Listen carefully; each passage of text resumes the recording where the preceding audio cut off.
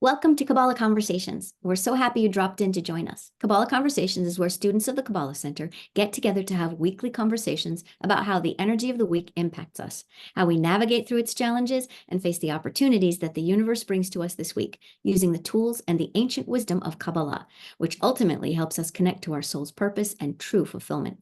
Since you found our channel, we hope that something that you hear today inspires you and motivates you or helps make your week a lot better because of it. So welcome my fellow Kabbalah Conversations students, and let's get started. Thank you. It's good to see everybody. We missed everybody. Yeah, few weeks. Been a couple weeks. Yeah. All right, glad to get back to it though. We were talking before how we're in the month of Sagittarius, and usually this time, I mean, for me, it's almost always like that. Like this month is just great. Everything works out. Everything's positive. Miracles are just coming from the sky. Unearned. Life is beautiful.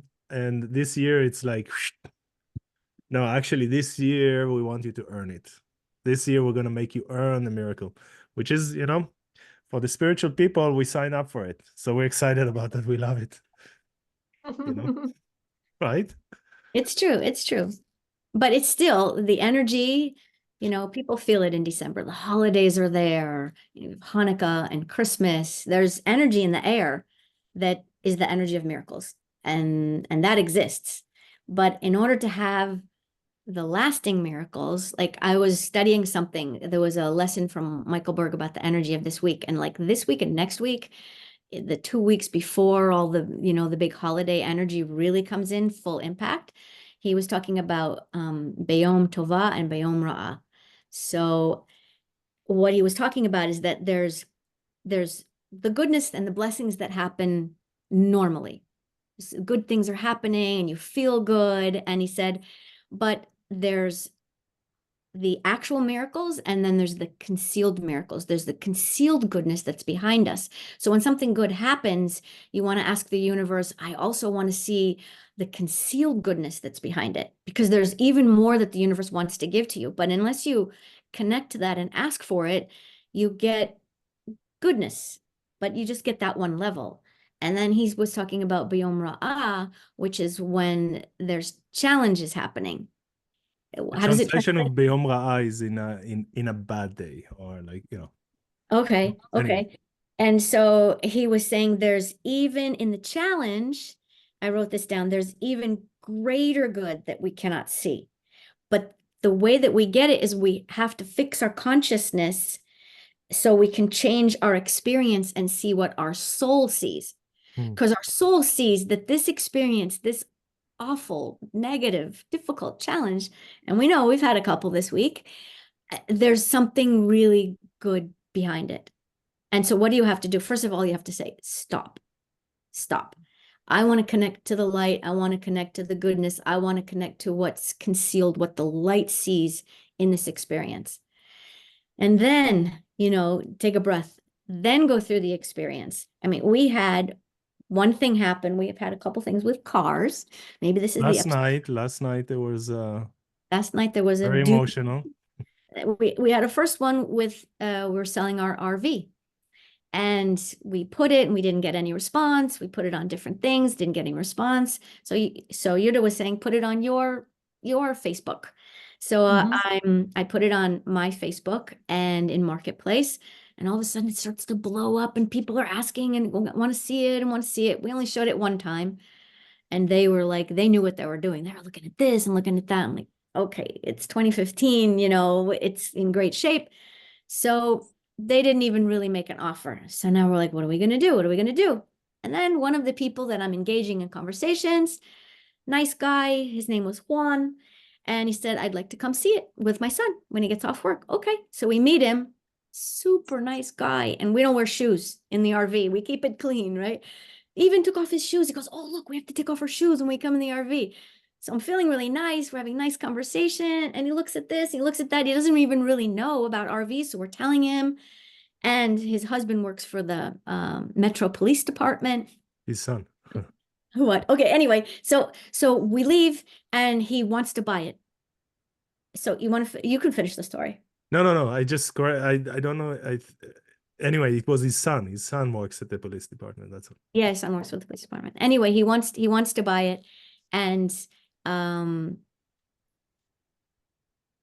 I'm forgetting where I'm going with this big miracle. What's the best part of Anyway, it? no, it just this was like a revealed miracle that just came. It's like, Yes, it was so obvious. that's the point. Yeah. Like they just took it basically. Even the test drive was to test drive it towards the bank where we were going to do the transaction. It was Yeah. like, okay, and it happened to be that the bank that we had the loan with is where they have their money in. That's their bank. So they didn't even need to take cash or whatever, cashier's check, and go from one place to the other, right It at was the same it was a spot. kiss from a light and a kiss from the light. I mean, we negotiated on price and that's it. But everything else was like, oh my gosh. So easy and It smooth. was so seamless. And before that, it was challenging and conversations and and haggling. So yeah, when you let the light in, the light just like, oh, a kiss from the light, oh, a kiss from the light. You keep seeing it. Do you think that's a lesson in life of like sometimes we struggle and think, we fight with things, but maybe it's just not the right things and we're patient and when the right thing comes, it'll be a lot smoother than I don't I know. I think so. I mean, Definitely. So there's a let go process. there's a total let go process, Yeah. We're trying to buy a car and we keep letting go, letting go, letting go. So, yeah, to see. And then when the right one comes, you'll be like, Yes. And we say, if this is not the right thing, the best blessing for me, make sure I don't receive it. Even if yeah. that's the thing that you think you want. Nope. You got to do the pushback so that and when you get what it is that you're supposed to have, it's going to be filled with blessings and light. I even did that. I have this rental house. I like Airbnb and rent out in Washington. And whenever I have a tenant, like, or somebody requests a book for especially a long time, I always just push it back because I've had a few people cancel on me and I know that that's possible. So I don't want to get too excited or too greedy. So I'm always like, it's okay. Whether it's them or somebody else, I know it'll be taken care of. I appreciate it if it's whoever it is. And that's usually better because the times where I'm like, oh, I need them. I'm so glad. Those are the ones I end up canceling. And then I'm like, feel desperate that they're Amazing. not there. So the restriction, even when the blessings come in, is important too, right? To be like, it's okay. What I trust you, creator. I don't Exactly. need it. We need to be partners with the light, not just, okay, I'll do this now. You gave me this and I'll handle it from here. Nope. Yeah. And then when we get a blessing and we feel like desperate of it and we need it, then the creator's like, whoa, you don't need it, remember? And so we have to make sure we check ourselves so the creator doesn't have to. Right. You need me. You need the creator. You don't need that thing to make Yeah. you. Amazing. I can relate. Like right now the real estate market is cold, and the other day we had two showings for a house, and you start to get excited, but then there's a way to see that the showings were really short. So it means usually if a buyer is into it, they're gonna stay longer. Let's look at this, where the furniture, and when if it's 10 minutes, it's not very likely that that the buyer is super interested. um and that's actually the thought that came to my mind. It was on Sunday, and I actually said to myself, oh, amazing, that's even better, because it seems like we had showings, but it's not going to happen. Oh, that's better. It means that something even better is going to happen. I had that thought, and I'm happy I got it. And then today they actually called me, and they're having a second showing. So it's interesting, Wow. So not only am I letting go, I'm actually saying, no, actually it's even better. The light wants to give me something even more, you know and you don't necessarily believe yourself when you say that, because we're in the world that we need to see results, and I want it to happen. But at least to start by saying it, like injecting that thought, you know what, it's actually even better than if they had a long showing. you know Mm-hmm. and Yeah. One of our teachers, David Guillaume, that we're going to show the clip of, I always remember his voice. It's like when something's going on, anything's going on every day, just everything's an illusion. Like just you're the only you and the creator, and everything else is just there for you to play with and you to learn and you to grow.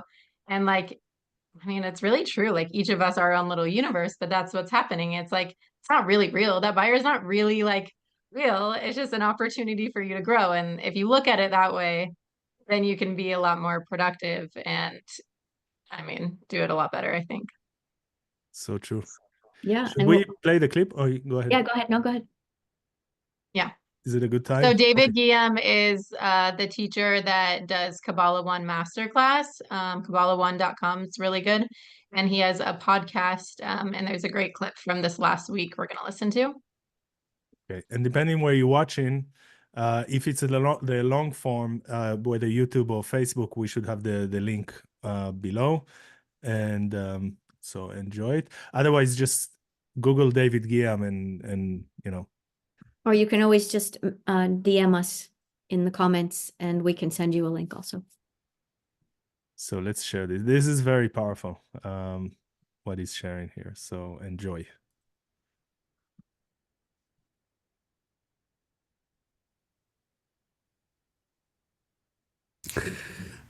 Not too often, but sometimes I get asked, why don't I address politics?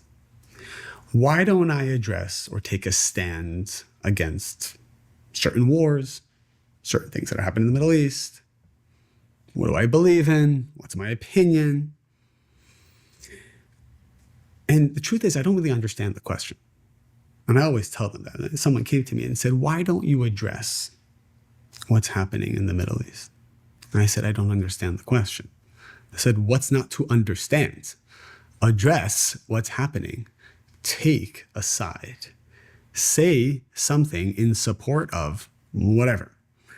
And I said, I don't really fully understand your question. I don't know what you're asking. It doesn't register in my brain. And it literally doesn't. I don't understand what he's trying to say. And he said, for example, he said, can you say something about the hostages? Well, depending on when you hear this podcast, you could be hearing this podcast, in 2030, and you'll be like, what is that all about? Well, let's just say it's hostages. And I said, I don't understand your question. And I said, why don't you rephrase the question? He's like, how would you like me to rephrase the question? I said, obviously he's getting a little upset by this point. I said, this is how I want you to ask the question. I want you to ask me, David, what do I need to do to transform myself, to draw enough light into the world to help the hostages? That's a question I understand. So he looked at me and said, fine, I'll ask that question. He said, David, what do I need to do to transform who I am, to draw enough light into the world to help the hostages? I said, I've seen the way, and at this point I'm being very direct with him. Often I am not so direct, but when someone is open and asking, I will be direct. I said, I have seen your relationship with your wife. I've been in many different occasions where I watch the two of you interact. I notice that quite often you criticize your wife. You put her down consciously and unconsciously. And I see the pain in her face. And he said, so what's your point? I said, your wife feels like a hostage in your marriage because you are constantly criticizing her and breaking her vessel. I said, let's free that hostage first. And then the light that will be revealed from that will help all the other hostages around the world. I'm going to leave that story for a moment for everyone to digest, for myself to digest. I have learned before we take an opinion, before we take a stand, and I have no problem. In fact, I think it's, if you feel called to change the world in your way, you must do so. If you feel called to be an activist. That's pretty much it, right? Abigail? Yeah. Yeah. So what do you, I found that so interesting right now because I have so many friends, who are so, the same thing. They're like worked up about what's in the news and what's going on in the world and then upset when people don't comment on it or don't act on it. And so I found it very relatable and really amazing to just like have any little trigger that we have to take like radical responsibility and to look at it in yourself is amazing. So amazing. Yeah, and we've had years when it was like boiling, like, you know, the politics and this, and then some years that it's a little less. And it's hard to not get involved in that, you know, argument. And this is a good reminder that the truth is, at the end of the day, those arguments never reveal any light. You know, that's the truth, as far as I can tell. But if every person, starting with me, you know, would just say, okay, I'm pausing the conversation, I'm pausing my opinion, I'm pausing my need to respond, and like, don't you see a kind of reaction, and just take it in. What am I, you know, how does this reflect me? It's easier to say that, easier said than done. But if we did that, I think the next day the problem will be solved. If you're talking about the hostages, I think if and not even all the people of the world, only the spiritual ones, only the people that are into, you know, changing and growing in order to reveal light in their life and in the world, if only those people, us, will actually take it in and actually take the time at night and, you know, whatever, and say, I got to do this work, because it's hard, it's work, you know, look inside, where in my life, it's much harder than raising your opinion on Facebook and just shouting out, you know, it's harder. But if we all did that, I think that next day the hostages will be released with this example. You know. Yeah, I mean, there's a reason why things trigger us and bother us and we see it and we can't stand it. It's because there's a part of it that's inside of us. And I mean, we learn that the whole world is just a big projection of what's happening internally and spiritually with all of us, and it's not random, and it's not, I mean, it's great to speak for truth and love, but it's not because, you know, we're not fighting hard enough or smart enough. It's because that stuff lives inside of all of us. And so the most proactive, productive thing we can do is do our spiritual work around it and share love and help other people to feel that. And we need to be the sesame seed on the scale, on the side that tips it to the light. So the more we change internally, the more the world around us is going to be a reflection of that change. That sesame, can you tell us what's the there's like a story that the Ravashlag is telling us that, how do you say, a proverb, Parable. a parable? Okay. I don't know the parable. Yeah. Oh, you don't know? No, it's No. very simple. Okay.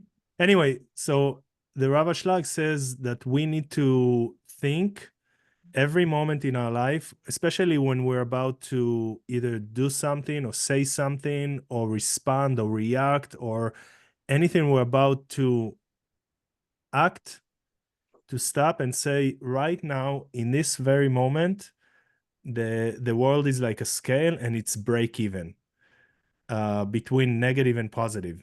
It's at exactly break even, and the scale, what's in it is like millions of sesame seeds. So it's not like big deal. It's not like the guy that's going to change the world. It's a sesame seed. And with my response right now in the next second, I'm going to add one sesame seed, either to the positive or the negative of the whole world. The whole world is is in balance. My response right now is going to add one sesame seed, and it's going to do this. And this is how he says and he uses the sesame seed because otherwise we'll tell ourselves, me? Right. Whatever I'm going to do now is going to affect the whole world. Right. So he said, no, sesame seed. Yeah, you're not, you know, I don't have to convince you that you're that important, which you actually are. But let's say it's just a sesame seed. Can you believe that? Yeah, I can, you know, I guess I can believe that. So it's a sesame seed. It's just one little thing, but it's going to tilt the scale. That's, they say, like the butterfly effect, right? A butterfly flapping its wings in a country can create a tornado someplace. It's all integrally related. So every action that we take, every word that we speak, we always tell our kids, think before you speak. Are the words that are going to come out of your mouth going to create happiness and positive change? Or is what you're about to say to your sibling gonna, create the energy of war? And it's really hard, but it's really allowing the light to come through and speak through you and come through your thoughts and filter what you're about to do and say. Not easy. Oh man, I even had the other day I was driving and I stopped on the side of the road and it was the most beautiful scene, but so much litter. And it was like upsetting to me. And I was like, okay, so there's a message here. This is bothering me. What is it? So I go, what am I doing? Like, how am I causing, litter in the world? And instantly it was like, you're venting. Like sometimes I have a conflict going on with like a sister, and so something will happen, and I'll call my mom and be frustrated, and I could see just so quickly that garbage was just like what I was doing, when I complain and Wow. about a situation, I'm just like putting garbage out in the world. And so Wow. I mean it's a good thing to be aware of and try to figure it out. This story is amazing because in different levels, it's like one of the levels is like you stopped, you asked for a message and you got it, and I think it's got to do with what David was beautiful. Yeah. Really to connect to the light. So, Yehuda, can you tell me a little bit about Hanukkah coming up and what is the energy? How are we connecting to it? And can you share what one of the teachers, Yehuda Dan, shared about how to access the miracles, the shattering to go very and powerful. have your request go straight up to get answered? So we have a Zohar call, also DM us if you want to get on it, but there's like 24/7 Zohar call, and one of the teachers, the senior teachers, actually the one that is like overseeing Las Vegas, Yehuda Dan, he was sharing on the call something very powerful. He said, especially in this time, Kislev, the month of miracles, people want the assistance of the creator, and they can look up and say, I really need help in this area, that area.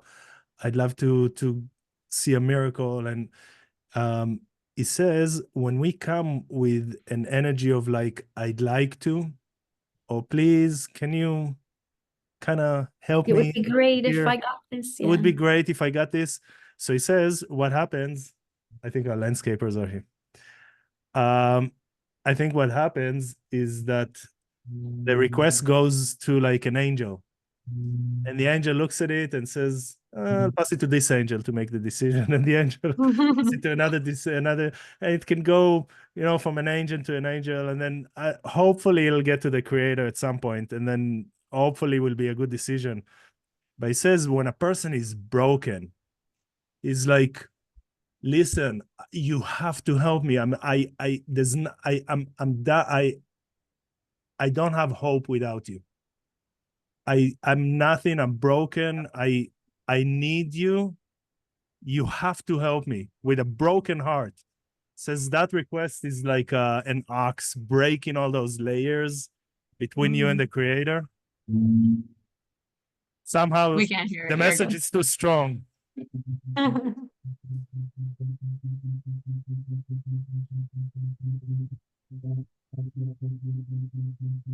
It's muffling the noise. It's fine. Yeah. So it's very noisy now. No, it's good. Okay. I felt maybe the message is, the opponent is trying to mess up with it. Because the landscapers came exactly at as I was saying the story. But so powerful. That's what he says. It's like an ox breaking all the layers, goes straight to the creator to give you, or it passes all the bureaucracy, spiritual bureaucracy. And you really don't hear the landscapers. It's really clean. That's cool. So So that's a secret of accessing miracles. So the miracles are available. They're here. The energy is here this month. But if you really want to access the true deep miracles, you have to come broken. And you have to say, I need you. I need you. I need you in this situation. You have to do it. I don't know how to do this without you. Yeah. I'm hopeless. Without you helping me now, I know that the illusion that I can fix this myself is gone. I know this illusion is out. I have no way to fix this myself, and nobody can fix it for me other than you, and then really and then about Hanukkah, I want to be able to channel, you can say what you know but I'd like to ask for like a message.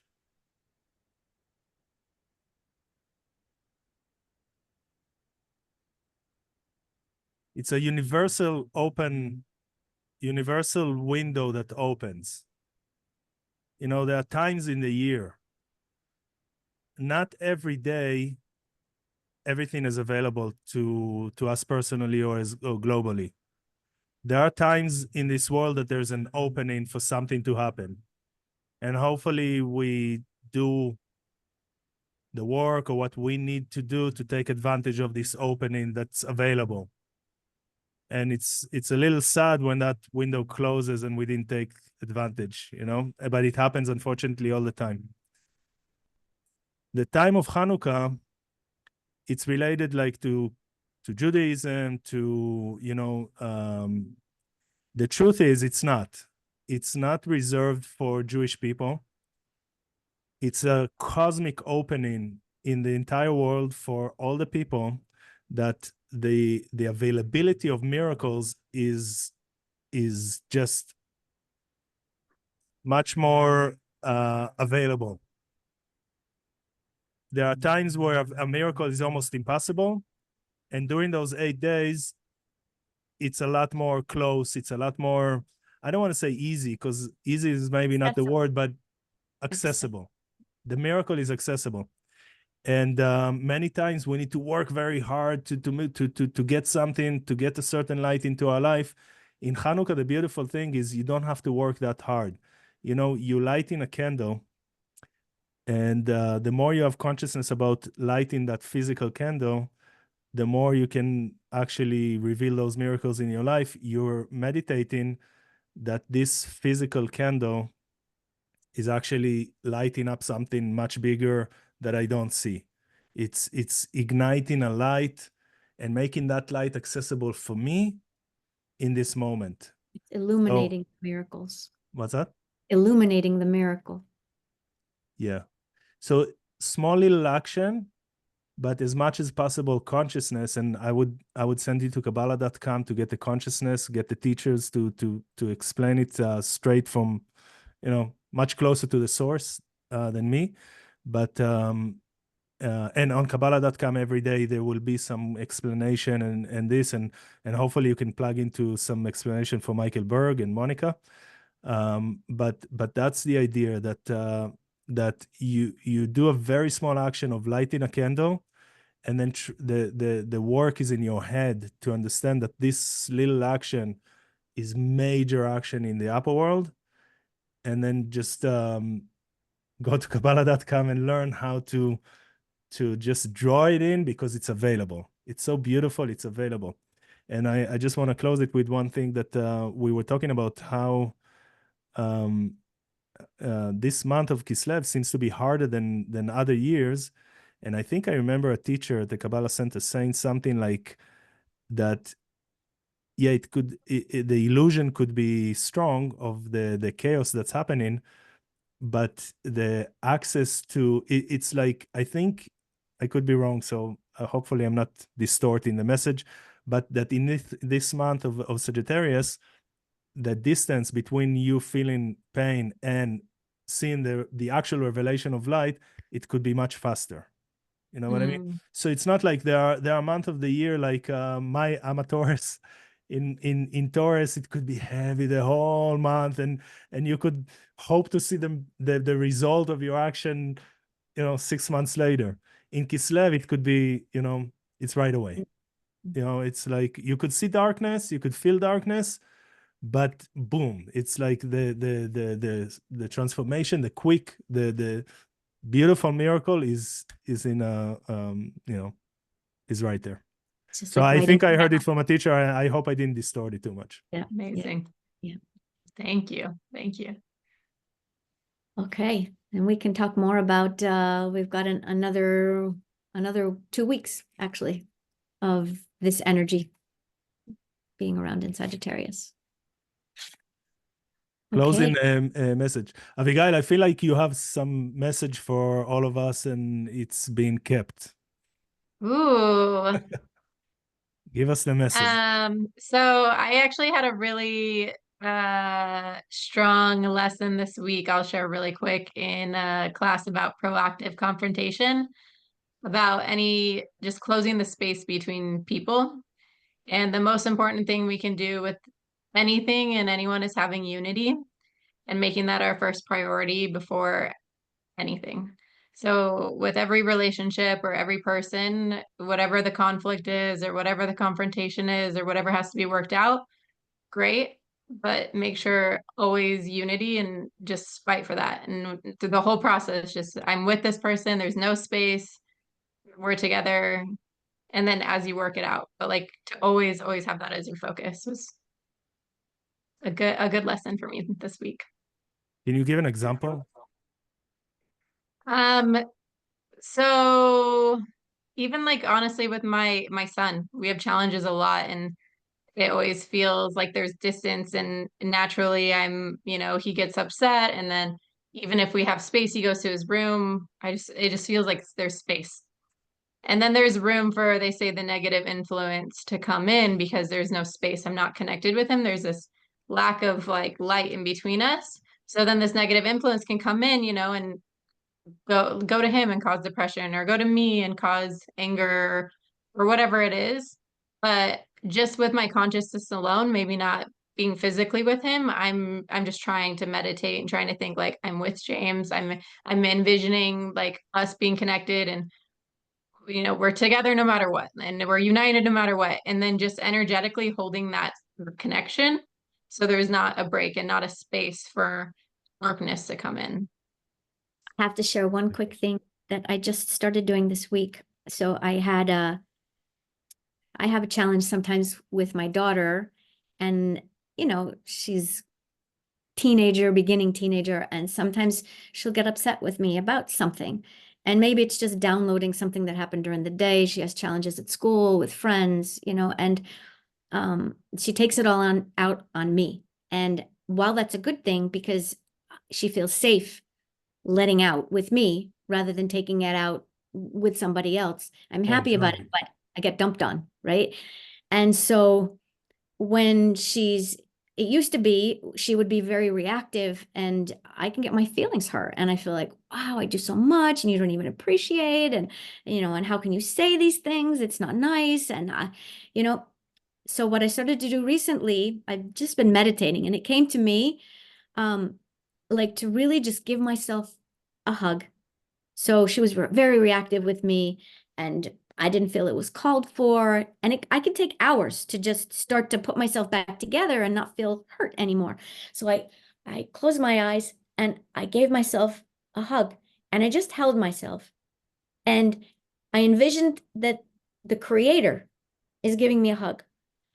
And I could feel the warmth and the hug. And I just stayed like that for a few minutes. Mm. And it really allowed the light to come in. She doesn't mean it. And I know she doesn't mean it. So why am I acting like a teenager? And, I don't need to I shouldn't allow her to say something she shouldn't say. But beyond that, really just to know the light's behind this. And then I came from a place of love, like nothing ever happened. And of course she comes and she, says, oh, I'm sorry, I reacted that way. I just had a bad day. And, and we can move past it. So anyway, it was an amazing feeling to get out of it so quickly and not let something like that drag me down for a couple hours. I relate to that. I'm very sensitive and I can get very hurt by, a lot of people, it's like normal argument styles, but I relate a lot. So I'll use that tool. Yeah, I'm not good with confrontation either. So, okay. All right. Well, Amazing. thank you. Thank you, everyone, for joining us today in our Kabbalah conversation. It's good to have everybody be back. And we hope that something that you heard today makes your week better because of it. And if you're looking to learn more, we've included resources, lessons, podcasts from the Kabbalah Center on our page and in our highlights, so you can continue to connect during the week. Please tell your friends and share this page with everyone you think can benefit. We're so excited to grow this community and very soon to have live in-person events as well. Please feel free to drop your questions or comment below if you'd like to join our waiting list for the next live class. We wish you an amazing, blessed week, and we look forward to seeing you next week. Thank you, everyone. Thank you. Thanks.